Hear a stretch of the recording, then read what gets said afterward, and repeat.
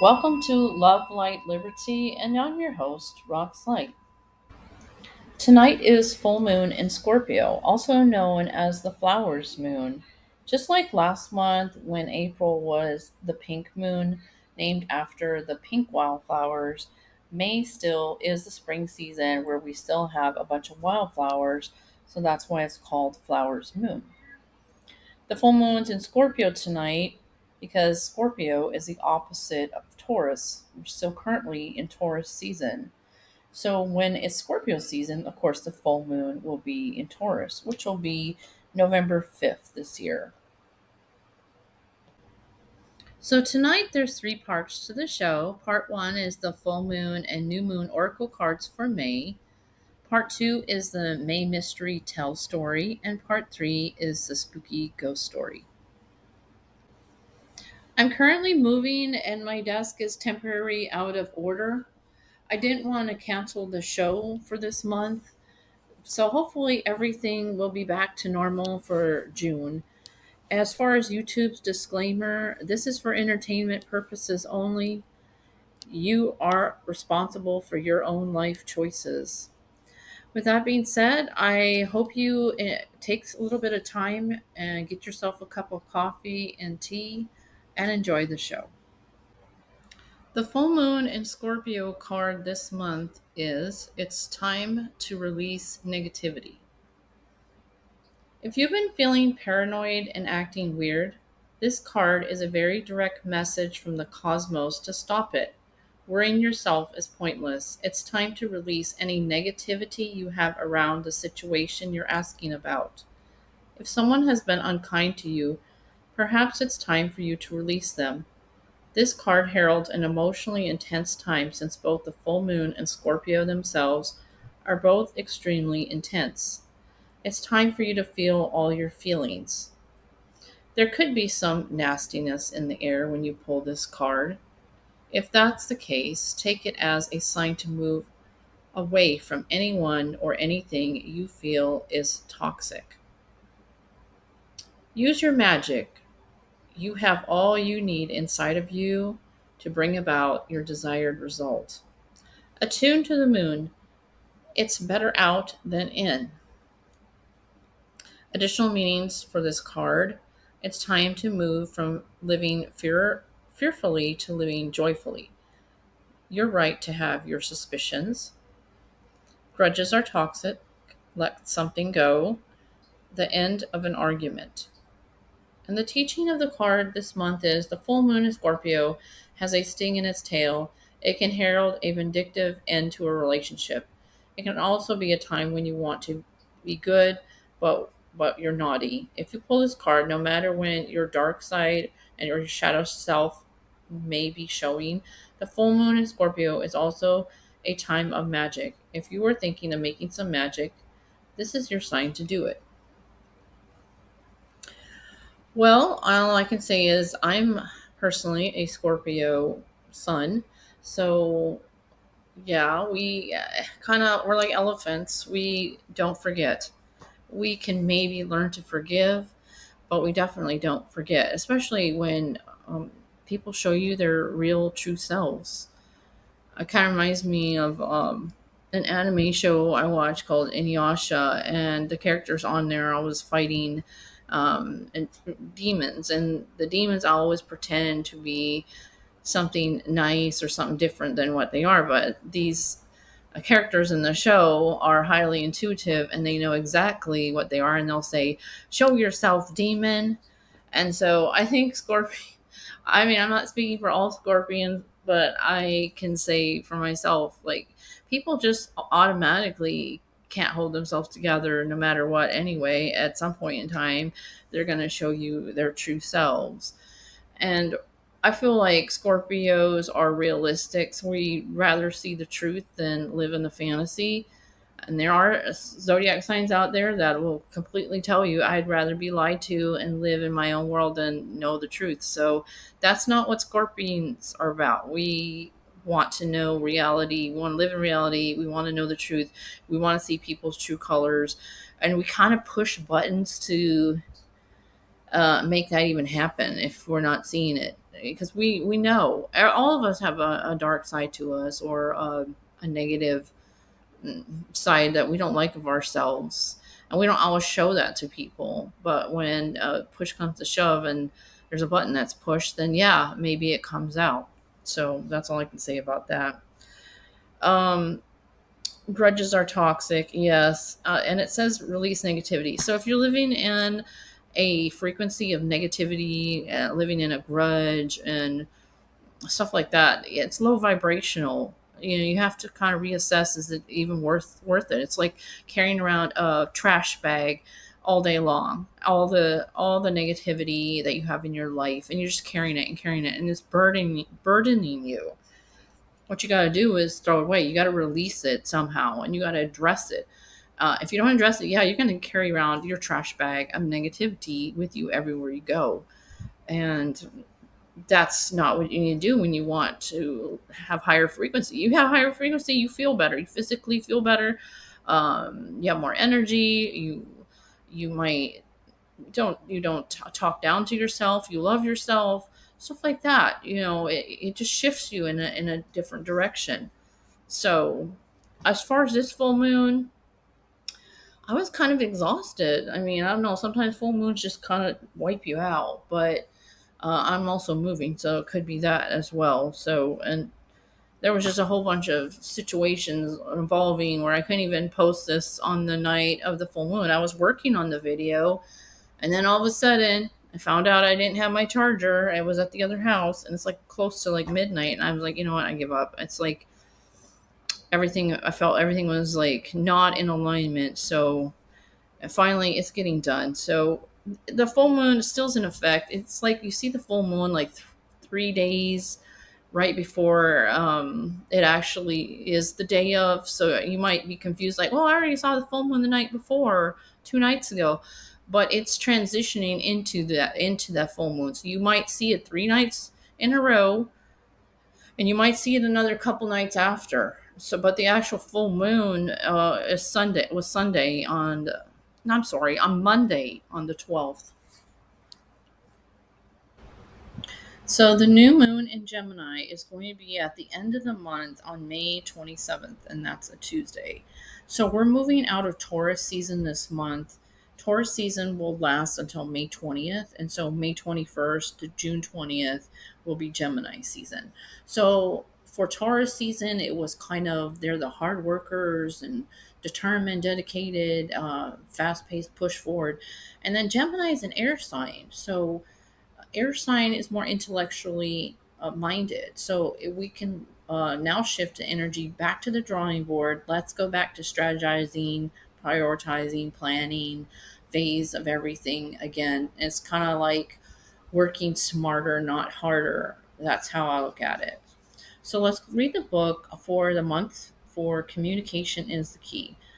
A successful relationship usually comes down to one thing: communication, and the new moon in Gemini is all about the start of a new cycle for communicating with the person at the center of your question. Talking things through is the answer to whatever it is you're talking about. If you can't talk to that person, you can journal about it to yourself. Emails, text messages, and other forms of communication will also help you now. If the issue is you're asking about concerns of a sibling or a neighbor, there's a new start coming, a time to wipe the slate clean and start over. This card can also suggest you've been too frivolous lately and need to get grounded again. But most importantly, drawing this card emphasizes the need to communicate. Attune to the moon. Write a list of people you love the most and see if you're prioritizing them.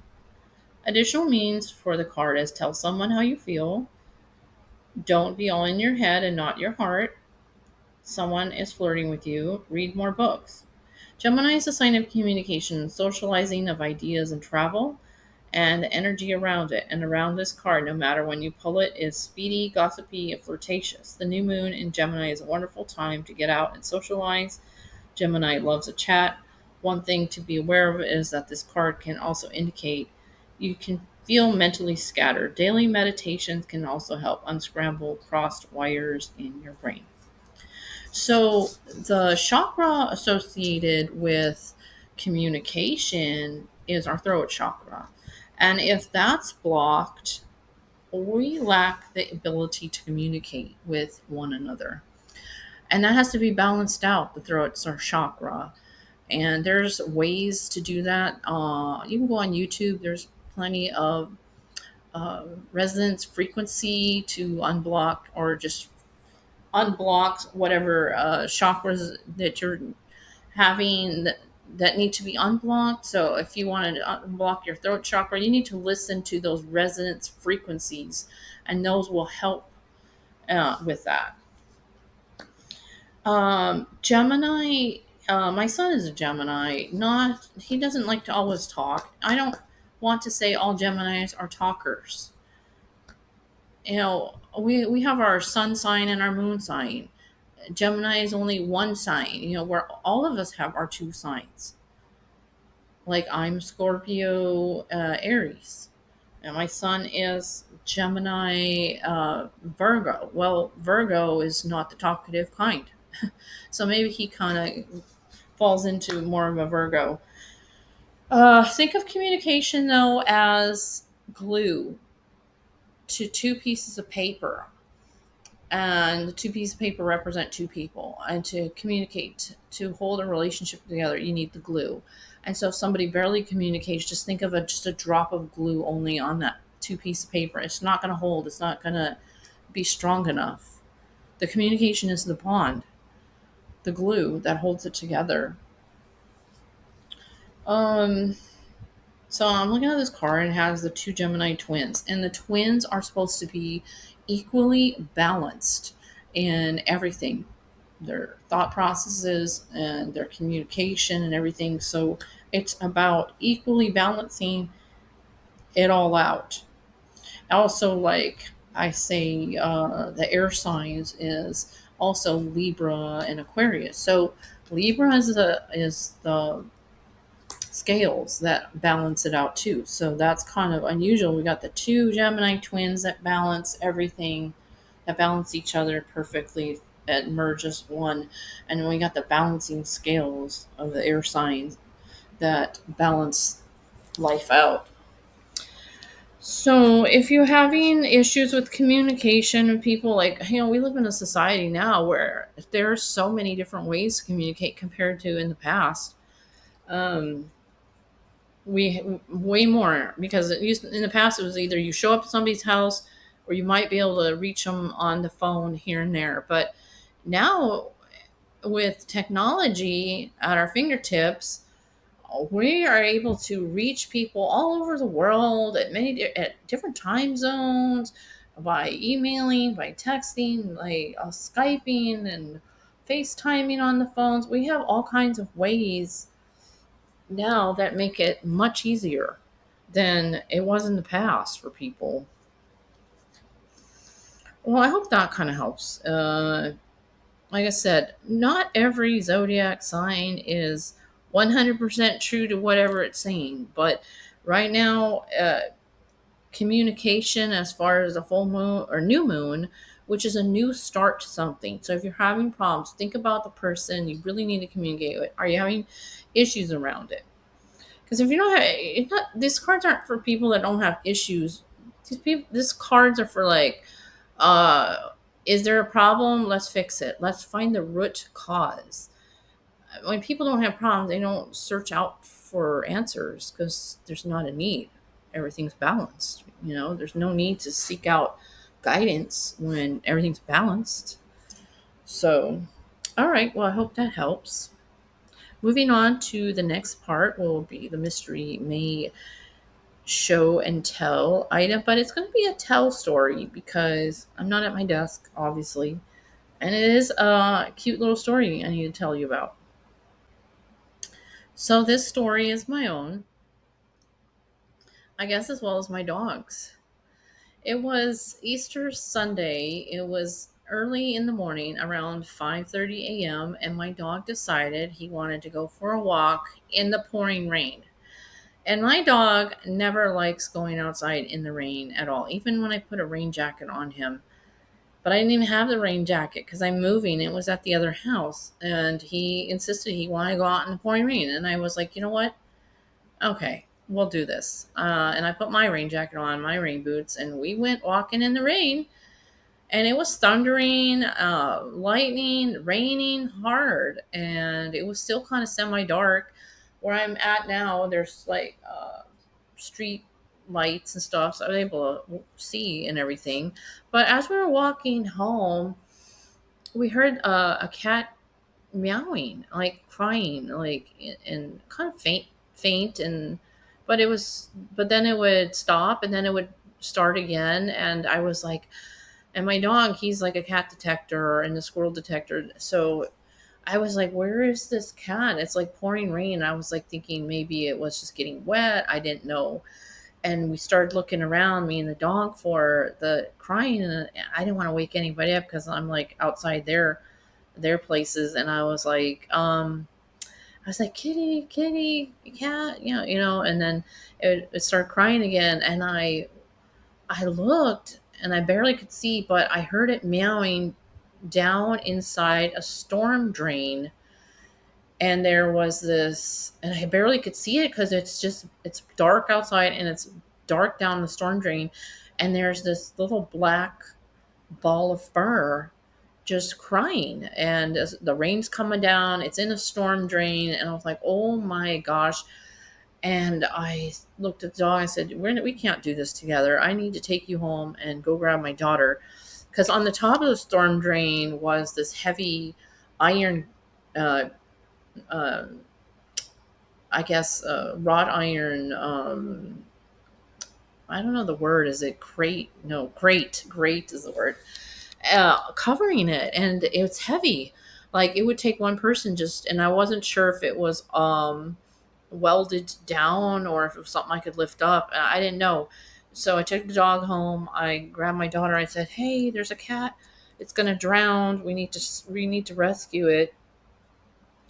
And she got up and she went with me, and I was able to lift the iron grate up, and she scooped up the little, it was a little kitten. It was no bigger than the size of my hand, and it was down in that storm drain all alone and being poured on with the rain. And I don't know what would have happened to it. I don't even want to think what would happen to it if I wouldn't have been there at the right place at the right time. But we brought it back to the house, and my daughter's like, you have a heating pad? And I was like, yeah. She's like, get it going and let's warm it up. And honestly, that cat was pretty lethargic for the first day, kind of out of it. Like, I think it wouldn't have survived if I went to rescued it for sure. Anyway, so I named the cat Stormy. I don't have a picture right now. I will get you guys a picture. I'll show you Stormy. She's all, I think it's a female. She's all black with white feet and a white chest. And now she's real spunky and she runs around. She's eating good. She hasn't ate. I had to bottle feed her for a few days or a week or so, and then I just was like, you know what, you're gonna have to drink or something because I can't keep up with the bottle feeding. But she's doing good. She just needs to eat dry cereal. I call it dry cat food because she's still eating kind of like wet cat food right now because she's has. But her teeth are pretty sharp, so I think Stormy. I haven't decided 100% if I'm keeping Stormy or if I'm just going to take care of her and send her off to her loving family. I don't know yet. I'm torn about it, of course. And I'm pretty sure the longer I have her, I'm just going to end up keeping her. But she gets along okay with the dog. They kind of snuggle together, and he's not really a cat kind of dog. Um, I don't know, but they like each other okay. So it's a good thing. So yeah, that's so I kind of made a little thing showing like a black cat there, but that's that with the rain that represents Stormy. So it's spooky ghost story time, and this is a story out of the Big Book of Texas Ghost Stories by Ellen Brown. And this one is called The Headless Ghost of Malone Street in Seguin, Texas.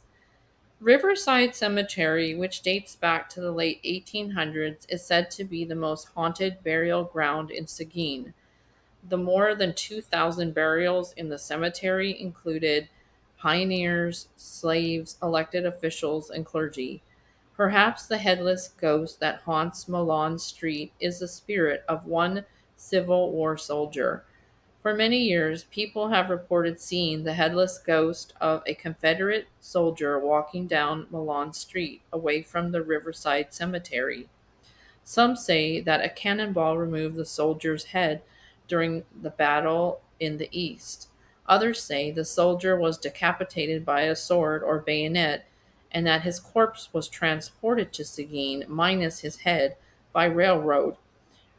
Writer C.F. Eckhart points out a serious hole in this part of the legend. However, the railroad did not come into Seguin until 1877, 12 years after the end of the Civil War. Witnesses say the soldier's headless ghost always walks north towards the railroad tracks. He inevitably misses a jog in Milan Street and walks past the west wall of the same house.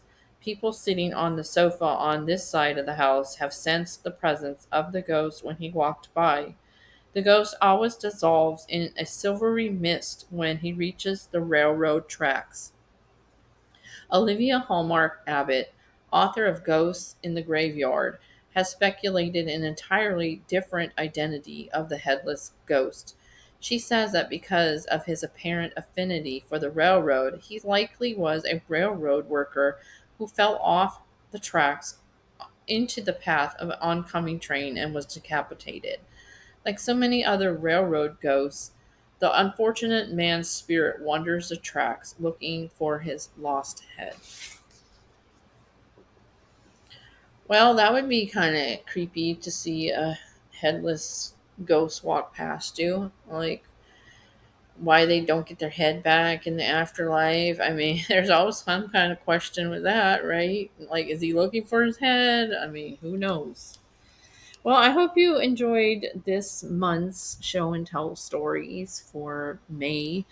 Like I said, hopefully June everything will be back to normal, but I didn't want to cancel the show and I apologize. It's late and everything, me posting it, but I'm a Scorpio, so it is what it is, and I always say better late than never. So I hope you enjoyed your full moon this week and I'll see you next time. Thanks for listening.